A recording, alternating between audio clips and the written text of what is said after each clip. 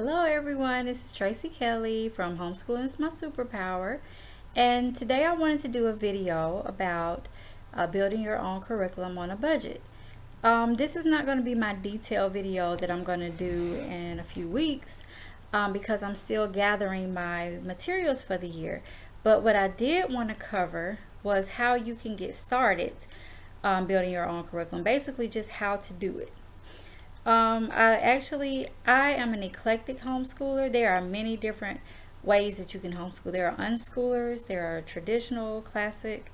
Well, I guess traditional is not really a method, but classical, and just about it's all different kinds of homeschooling. But I'm an eclectic homeschooler, which means that I basically just get bits of things from everywhere and basically build one thing. So that's the advice that I give will be based on that method of homeschooling. However, you can use it with just about every area that any method that you choose. The reason that I decided to do this video today is because I got I read a message today or a question from a potential homeschooler that has a special needs child that wants to leave the public school setting and come to homeschooling. And I won't say her name, but I read her message, and it sounded like someone who was very desperate, and I understood it. I felt her desperation and her confusion and uncertainty in her email, and I understand where she's coming from, and I wanted to cover this based for her and for anyone else that is at a loss of what to do. You want to homeschool your child, but you don't have the financial means to buy all of this expensive stuff for $500 or $1,000 per child. You don't have the means to just go out and purchase tons of books from Amazon or things like that. So what do you do? And I'm going to try to explain to you. I'm not an expert. I'm not, I don't have 5 degrees, but what I can tell you is what I've been doing has been working for me and my family, and my children are learning and they're thriving. So I'm coming from a veteran homeschooling perspective, and just basically letting you know what's worked for us. And when I read this email, I felt like I needed to do this video because I know this time of the year, many people are deciding that they're going to leave the the public school setting, and begin homeschooling, but they don't know how to do it, especially if you don't have the financial means to do it. Homeschoolers come from different financial means and backgrounds. Some people have the financial means to buy the box set, some people don't. Some people need to build it on a budget, and I'm going to show you how to do that. Do not go in debt trying to homeschool. Don't charge all of these books on your credit card and all of these websites where you have to pay all this money. Just don't do it, because I can show you how you can purchase your books, a little bit along, and save them up for the next school year. First of all, I have some bullet points, so if you see me look over to the left, that's what I'm doing.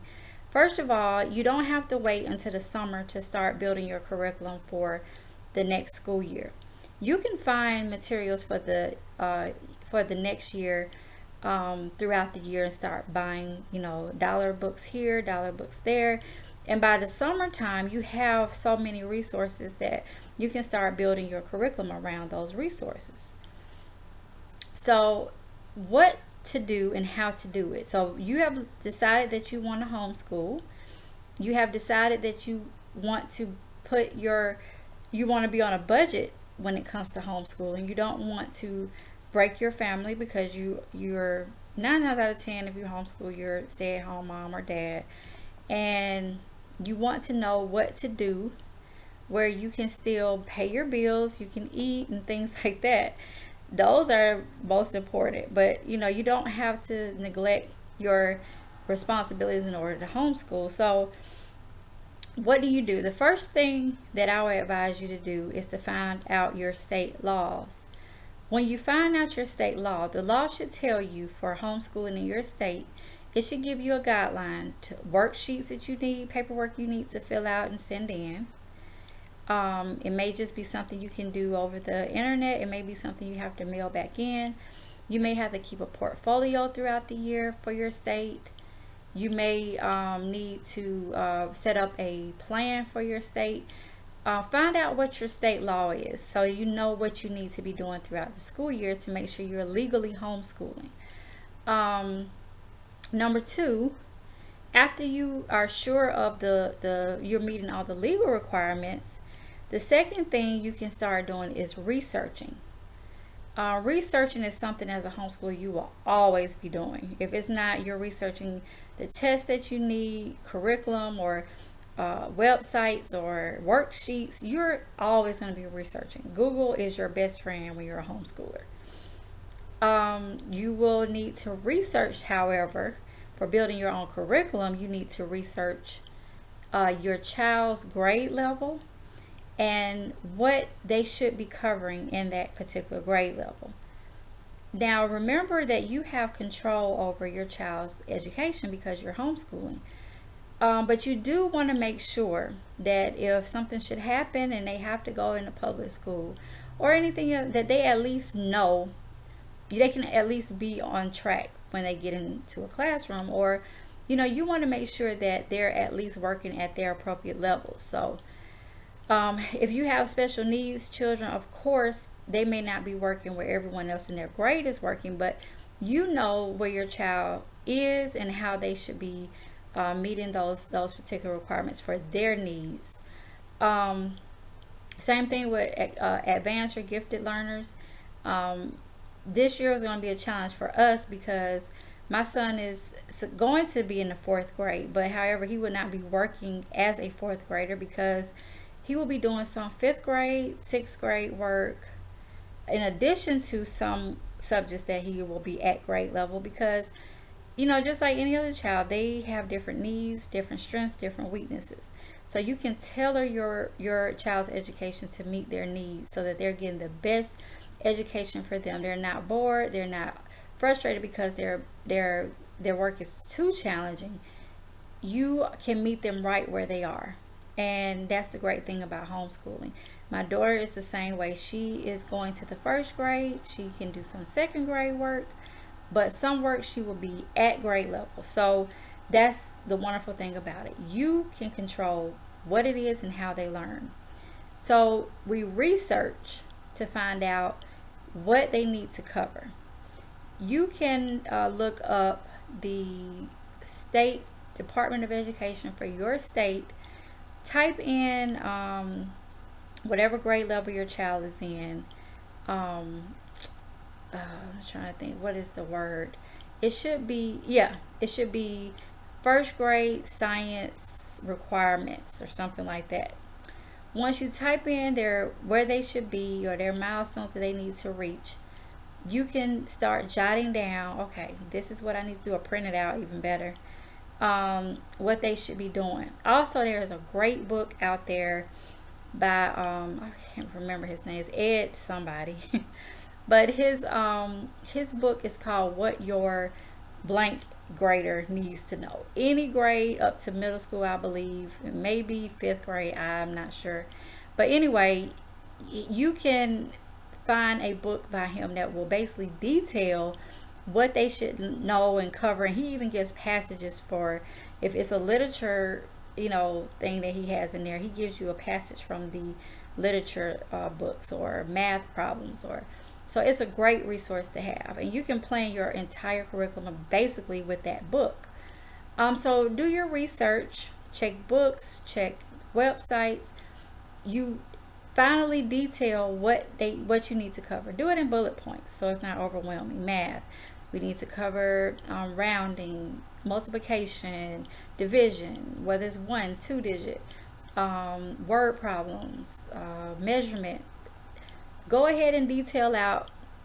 And language arts, these are the literature books that I want to cover. This is the reading that I want us to do and discuss. Science, we're going to be doing life science, physical science. This is what we're going to cover.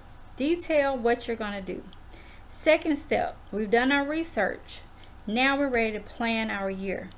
So you take what you've learned or what you figure your child needs to know, and now you're going to plan it out. You're going to build your own lesson plan for the school year based on what you have figured out or written down. So we have, for instance, we have our literature. My reading list said that we should cover A Cricket in Times Square, Swiss Family Robinson. For a younger grader, maybe Dr. Seuss, or we want to discuss the what is it? The goodness, my daughter just got the book. Anyway, we want to cover. I'm trying to think of some type of younger literature. Winnie the Pooh novel or something like that, or maybe you're gonna read out loud to them the Little House books or something like that. So anyway, you're gonna detail what you're gonna learn for the year, and you're gonna build your lesson plan. It doesn't have to be crazy strict lesson plan. Just put on there, we're gonna read this book. We're going to discuss it. We're going to do this. You can do it still by bullet points. You don't have to be a slave to days or whatever. And if, as you meet those requirements that you have on your plan, check them off. You've met those guidelines. You've done what they say they should learn for that. Check it out. Check it off. So we planned our year. So now we got all this great stuff that we're going to do, but we don't have any materials. How are we going to learn? Third step, go hunting. Whether you hunt for worksheets, you hunt for websites, you hunt for books, you go hunting for what you need. You have a plan. You have the books you're going to be covering. You have the topics that you need. You have what you're going to do in art. So now you know I need to buy more paint, more clay, whatever. Excuse me. Go ahead and hunt for it. When you detail out what you need, the great thing is you have a blueprint so you don't overspend. And you go, because if you're like me, if you're passionate about education or you're passionate about homeschooling, when you go in a bookstore or you go into Goodwill or you go on Amazon, you lose your mind. I see everything that I want to get for my kids. Oh, a human body puzzle. Or I see a crazy book. Oh my gosh, this book will be so wonderful. And before you know, you're like, man, I have all this stuff collecting dust that I can't use. And I didn't even plan it out correctly. I went last year and bought tons of National Geographic books. I think it's on my video. I didn't use them. They're still in the garage. Okay, they're good to have on hand because maybe we'll need them when they're in high school or middle school, but right now we don't. So I just bought them because I thought, hey, this might be something that we can use, during our school year, which we didn't. But what you can do once you hunt for your books, your best friend can be the Goodwill. If you don't follow me on Instagram, follow me on Instagram. My Instagram is homeschool_power. Also, my blog, you can take a look at what I found at our local Goodwill. I basically found every book on my reading list for my fourth and one of them for my first grader, but she's not covering that many. But my fourth grader had tons of novels and things. I found almost all of them and some more at the Goodwill. And most of them were $1 a piece. I found A Cricket in Times Square, which was on my plan. Legend of Sleepy Hollow, which was on my plan, and the Legend of Sleepy Hollow book actually has 3 other books in that one book. So it has Rip Van Winkle, and it has a couple more books in that book. And also I had a Swiss Family Robinson I found at a Goodwill. Also Black Beauty was at the Goodwill. For my first grader, I found a CD-ROM about reading with little reading games.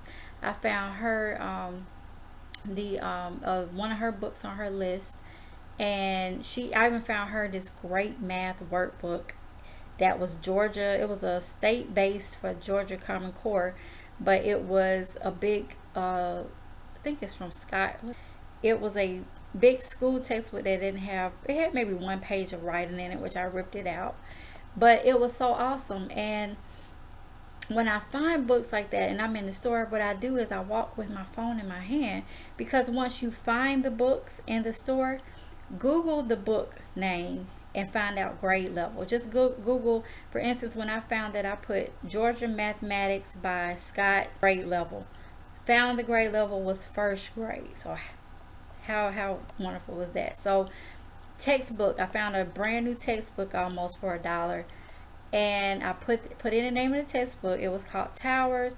I put in the author or the publishing company, and I put in what grade level, and I found tons of those same books, and it would tell me third grade. So although it's a third grade textbook, I can still use it for reinforcements and for reading aloud. So once you find your books, you can always Google them to make sure that they fit the grade level, or you can actually just find things and use them in different ways. If you can't use them for the grade level, save them up, because you may be able to use it later on, or for practice, or whatever, if it's in your budget to buy something extra. So that's your best friend. Go to the Goodwill. Once you find your books that you need, go to the Goodwill, Google them to make sure that they're the appropriate grade levels, and just buy them. Go ahead, and I bought like so many books, and I think my total came to $10 or somewhere around there.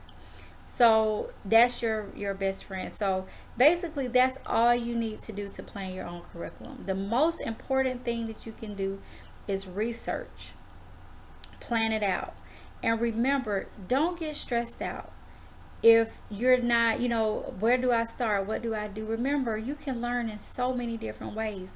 You're not just learning because you're reading a book, or because you're looking in a science textbook, or doing tons of different research or papers. That's not just learning. Is not doing those things. Learning can be going out, finding an insect and then looking it up and reading about it, or finding something on Netflix that you can make into a lesson. If you're talking about mammals, watch a nature video and tell your child to write down the different mammals that they see in the video, and then discuss it. They have leapfrog videos on Netflix. I guess it's still on there. And you can go over the leapfrog videos, or PBS shows even. There are so many things that you can do. My kids are visual learners, so I'm constantly looking for visual aids to go along with the lessons. If we're doing a Cricket in Times Square, or another, fable book or something, I'm going to find a cartoon on it first. I let them read it first, because see the cartoon first, because once they see it, when they start reading it, they will visualize what they saw in the cartoon, and it will help just build a visual for what they're reading and talking about, and then we can discuss it.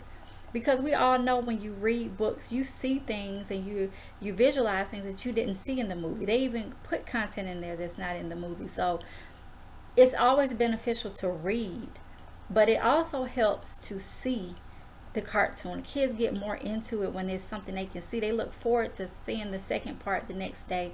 And then when we start reading, they can say, oh yeah, I remember when that was in the book. And it just gives them an image, if they're visual learners, to see. So I always try to do that. My daughter last year did folk tales. She did Paul Bunyan and John Henry, and we watched the cartoons, and then we read the books and we talked about it. She did a coloring sheet on it. So you can do that. You can Google worksheets or lessons for a Cricket in Times Square, and I'm sure someone has posted some worksheet lessons. A teacher or someone has. You can print out some lessons to discuss and go over with those novels. Just remember, it doesn't have to be hard or difficult. Your kids are learning. They're learning no matter if you're applying the lessons, and you're finding lessons for them, and you're putting in the time, and make sure you're meeting your requirements. They're doing fine.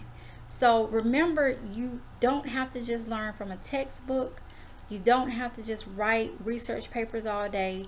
Remember that learning can be something as simple as watching a video and discussing it, or talking about some facts, fun facts about something. Go to the museum and come back and discuss some of the things that you saw.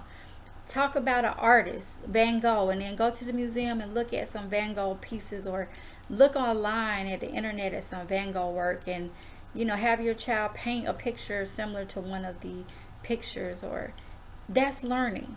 And it's not something you have to go buy a book for. So just remember to relax, enjoy this time, enjoy having control of your child's education, because it's temporary. You're preparing them for a higher level of education or for life, and that's only something you have a few years to do. So enjoy it while you can, because you won't have control always. So build it. I know you're passionate about it. So am I. I get anxious because I love them and I want them to succeed and do their very best in life, just like every parent does. And I know that's why so many parents are so anxious about curriculum. It's because you want to do right by them. Bottom line, you love them, you want them to be successful, and you want to do right by them as far as their education is concerned. And that is no harm in that, because you're being a parent. But just know that you will be fine. Your kids will be fine. Enjoy it. Have fun with it. Plan it out. Enjoy your day. Paint a picture. Talk about it. Laugh. Just enjoy it. Work on a clay assignment, or just don't make education about buying a lot of books. And that's just basically what I wanted to say.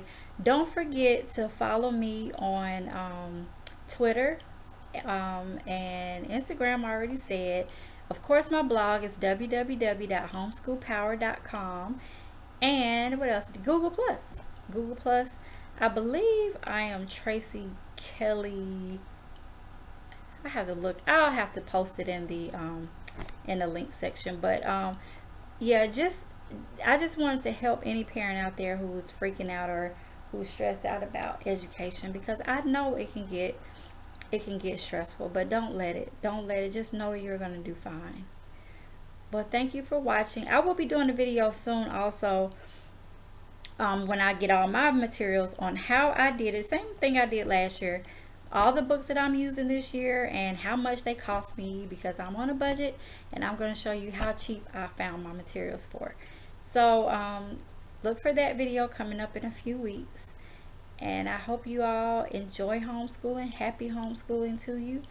And don't forget to visit me at my social media sites, and always comment and let me know what's going on. Ask me questions and anything else you can think of. Just, I love conversation. So if you have a question or a comment, please feel free to leave them. And I will talk to you soon. Bye-bye.